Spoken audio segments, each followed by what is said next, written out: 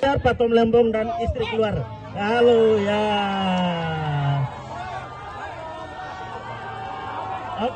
Menko Kumham IMIPAS Yusril Issa Mahendra berbicara soal abolisi terhadap Tom Lembong dan amnesti terhadap Hasto Kristianto. Hal ini disampaikan dalam keterangannya di Jakarta pada Kamis 1 Agustus 2025. Yusril mengatakan Hasto tidak perlu melakukan banding terkait vonis yang didapat. Ingin menegaskan bahwa pemberian amnesti dan abolisi terhadap Hasto Kristianto dan kepada Thomas Lembong telah dilakukan sesuai dengan ketentuan dalam Undang-Undang Dasar 45 dan Undang-Undang Darurat Nomor 11 Tahun 1954 tentang amnesti dan abolisi.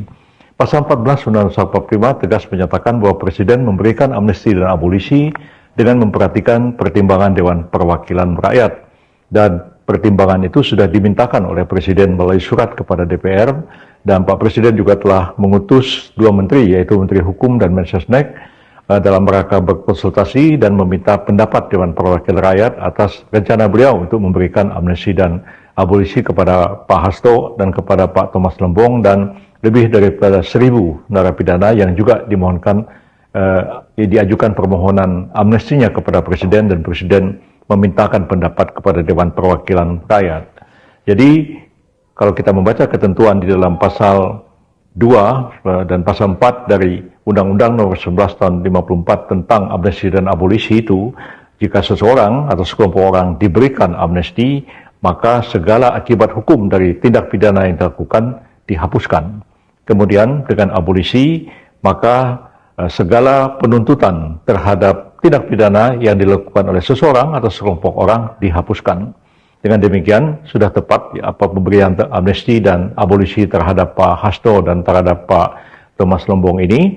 Jadi bagi Pak Hasto maupun juga bagi Pak Thomas Lembong, dua-duanya itu implikasinya hampir bersama juga sebenarnya. Bagi Pak Hasto adalah dijatuhi pidana pada tingkat pertama juga pada Pak Thomas Lembong.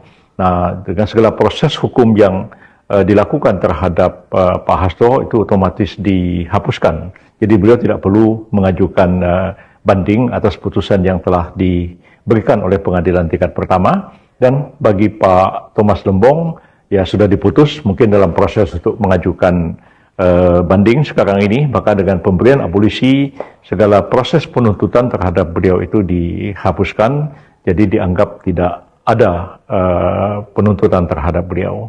Jadi seperti ingin saya tegaskan bahwa apa yang dilakukan oleh Bapak Presiden telah sesuai dengan ketentuan di dalam Undang-Undang Dasar 45 maupun ketentuan di dalam Undang-Undang Darurat Nomor 11 Tahun 54 tentang amnesti dan abolisi.